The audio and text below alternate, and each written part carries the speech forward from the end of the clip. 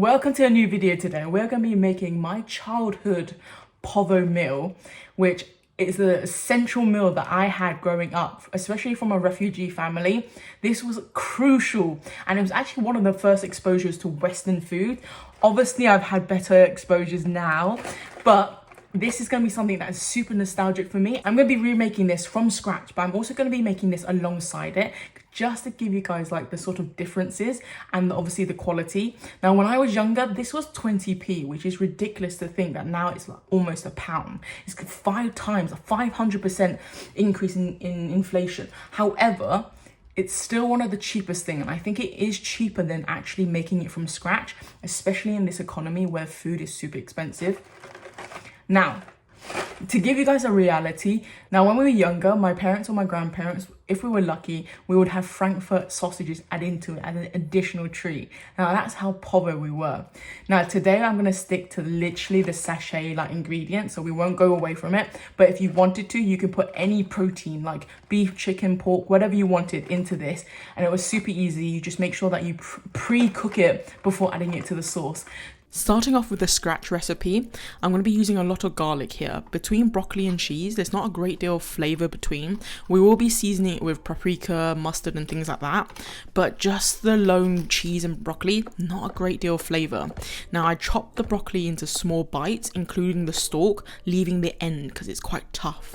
Now the cheese, try and use a really strong mature cheddar just to impart lots of flavour.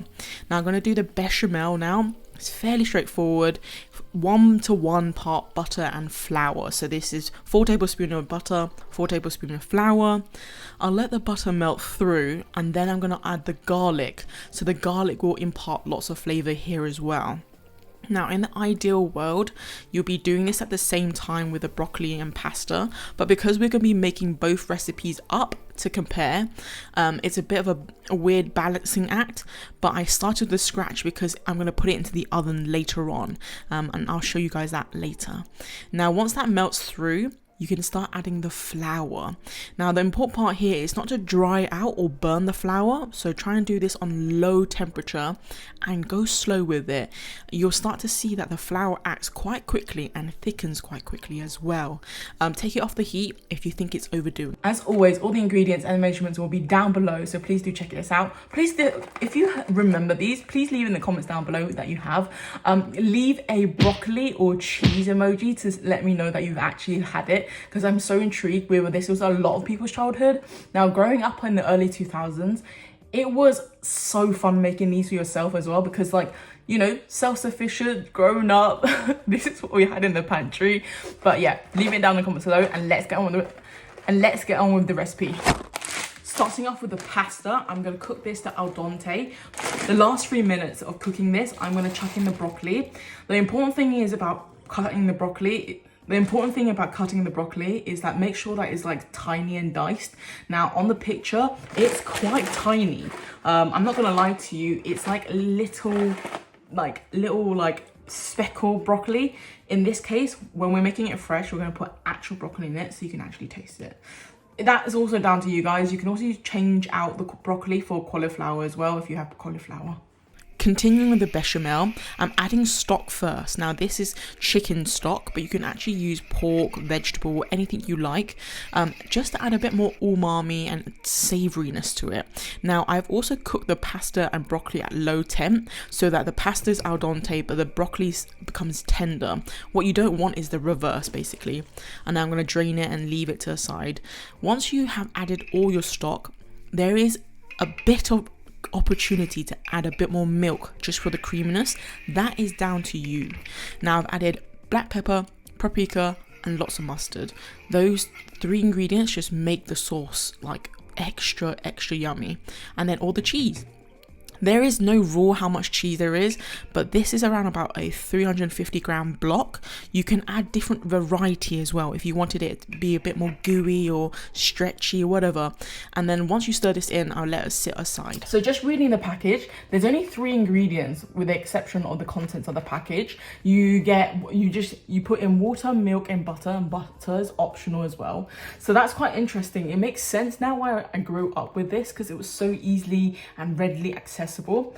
What I will say is that you may not find it obviously nutritionally valued, and I don't think it mattered when I was a kid, especially like with the whole being able to afford real cheese is such a like, you don't think about it now, but now, like, then it must have been such a like novelty, especially in the terms of like real proper British mature cheddar.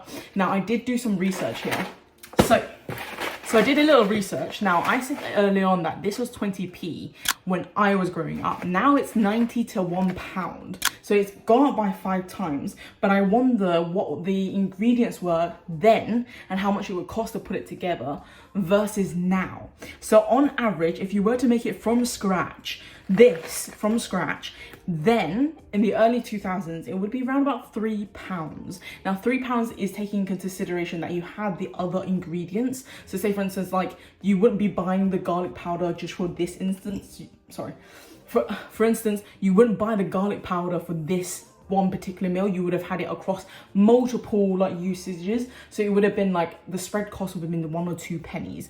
That's what I'm assuming. Now nowadays, if you think about it, because of dairy going up, all the ingredients going up, including broccoli itself, the cost of it versus what it costs now is actually gone up by 6 times. It's £5.85.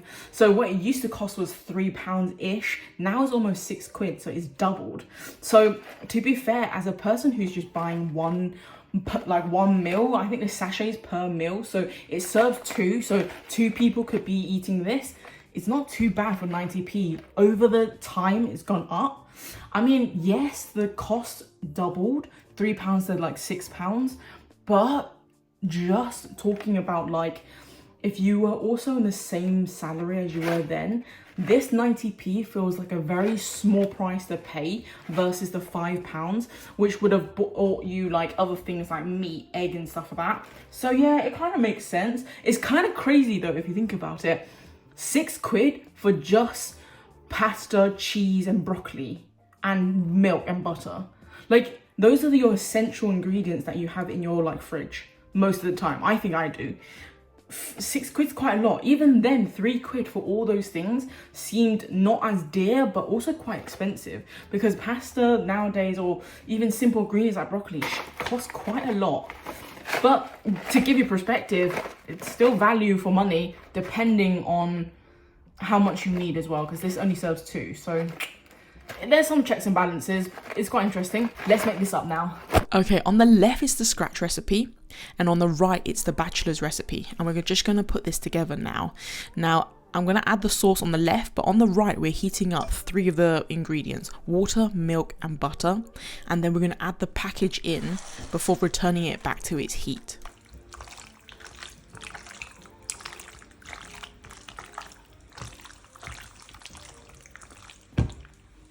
I hope you enjoyed the ASMR of that pasta. Honestly, it made me feel so hungry now. Now, once you have stirred it in, I'm going to put a layer of cheese and breadcrumb on top of the scratch recipe, and I'm going to leave it in the oven for it to brown over and become crisp and like gooey and cheesy. Now with the package one, I'm just going to put on low heat for around about 5 to 7 minutes so that it starts to thicken and the sauce starts to like get soaked up by the pasta, and then I'm going to serve up. Both recipes are super straightforward, but I honestly can't explain enough how amazing this is once you put the cheese and additional breadcrumb on top. The texture of the gooey pasta and broccoli and the crisp top makes this recipe so much better. And this is the comparison. Okay, let's wrap up the video. Right, so this is what it looks like. This is from the packet. You can automatically tell it's from the packet, but what gives it away the most is the smell. It smells so nostalgic, but it also smells super like processed. Now that I think of it and I made the difference, you can tell how big the gap is in terms of the difference.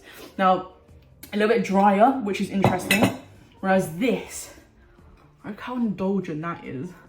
Ooh, so indulgent. I made a lot more, of course, because this is a 2-person serving, where this is like a 6 or maybe even 8, because it's quite a lot. Let's taste it. So let's give this a go. Very sticky and no resemblance of broccoli, by the way. Let's see if I can find you one. Let's find you one over broccoli. Don't know if you can see it. A little speckle, you know? See? It's nostalgic.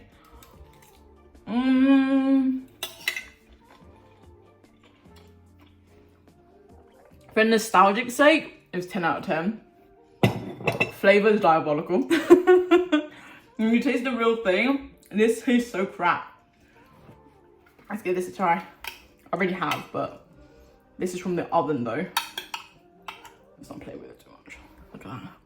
Proper piece of, oh, it left the seam. Proper piece of broccoli. Right there, proper piece.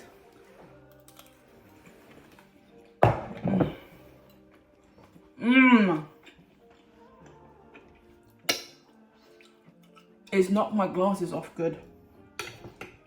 Let's just take these off. Woo!